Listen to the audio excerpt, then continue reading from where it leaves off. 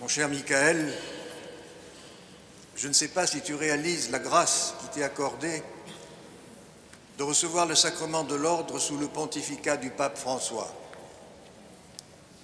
Ce pape, venu de la lointaine Argentine, qui met au service de l'Église le côté chaleureux des latino-américains, sa spontanéité, sa simplicité, sa bonté, son respect des personnes, quelle que soit leur situation, sa capacité à innover dans une totale fidélité au Christ et à son Église. Il ne fait pas le pape, il l'est. C'est sans doute ce qui explique le capital de sympathie qu'il suscite bien au-delà du monde chrétien. Capital de sympathie qui rejaillit sur le regard que l'on porte sur l'Église, sur nous chrétiens, nous prêtres, et donc sur toi, Michael. Dans sa dernière exhortation apostolique, le pape dit « L'Église est appelée à être toujours la maison ouverte du Père ». Le pape François ouvre grandes les portes et les fenêtres de l'Église pour que s'engouffrent à l'intérieur les souffrances, les blessures, les attentes, les espérances de tant d'hommes et de femmes crucifiés par la haine, l'injustice et la misère. Le pape François ouvre grandes les portes et les fenêtres de l'Église pour que les paroles consolatrices du Christ ne restent pas prisonnières des murs de nos églises ou d'une tribu qui aimerait se les approprier sans faire les gardiens, sans pour autant les vivre. Le pape François ouvre les portes de l'Église pour que le souffle de l'Esprit, source de toute espérance, soit offert à tous. J'ai eu, moi, la grâce d'être ordonné prêtre dans la mouvance du Concile Vatican II. L'Église était alors, en quelque sorte, invitée à faire un pas en avant vers le monde dans lequel elle vivait à cette époque. Le pape François, à son tour, nous invite aussi à faire un pas en avant vers ce monde où nous vivons. Pour cela, nous devons parvenir à sortir des ornières dans lesquelles nous sommes trop souvent embourbés.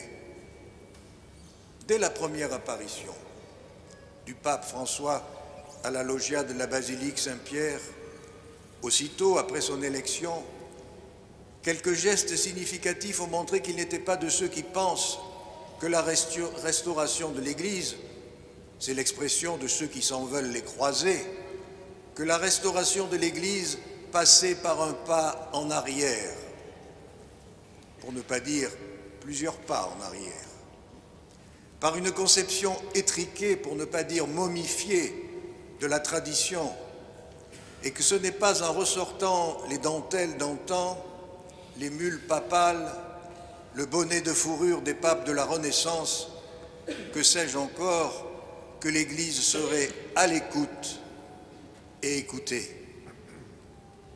Cher Michael, évite, et nous tous, avec lui, évitons de nous laisser emprisonner par la société du paraître dans laquelle nous vivons aujourd'hui. Cette société que j'appelle la société Canada Dry. Tu es trop jeune pour te souvenir de cette publicité pour une boisson. Tu t'en souviens? Non. Les plus anciens d'entre nous s'en souviennent. Le slogan était le suivant. Ça a la couleur de l'alcool, le goût de l'alcool, mais ce n'est pas de l'alcool. Aujourd'hui, on nous vend souvent l'image d'un produit, mais pas le produit. J'appliquerai volontiers cette image à nous, prêtres. Ce n'est pas d'abord aux vêtements que nous portons, jeans, soutane ou pull jacquard, mais à la générosité de notre cœur, à la qualité d'écoute, à notre capacité à aimer, à pardonner, qu'on l'on nous reconnaîtra comme des disciples du Christ. Souvenons-nous de cette phrase de Jésus. C'est à l'amour que vous aurez les uns pour les autres que l'on vous reconnaîtra pour mes disciples. J'aime beaucoup les fables de La Fontaine. Entre parenthèses, tu devrais les aimer aussi, toi qui portes presque le même nom. Tu te souviens qu'à l'ordination du mois de juin, j'avais cité la fable « L'âne qui portait des reliques » pour nous rappeler, à nous prêtres, de ne pas avoir la naïveté de penser que les témoignages de respect de ceux qui nous entourent s'adressent à notre personne alors qu'ils s'adressent au Christ dont nous sommes les témoins. N'oublie jamais, Michael, que nous, prêtres, ne sommes que des baudets chargés de porter le Christ. Lorsque tu célébreras l'Eucharistie, n'oublie pas que celui qui est important à ce moment-là, ce n'est pas le célébrant, mais celui qui le célèbre.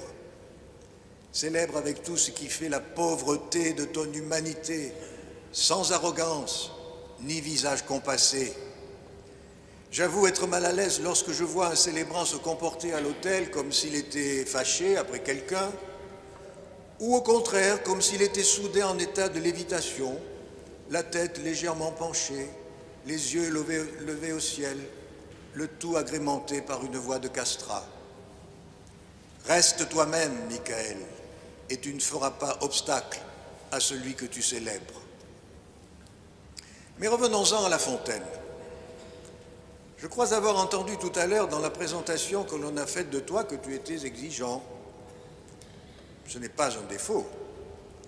Mais attention, il faut l'être à bon escient, et c'est pourquoi j'ai pensé à une autre fable de La Fontaine que voici. Il s'agit du renard et des raisins. Je la cite.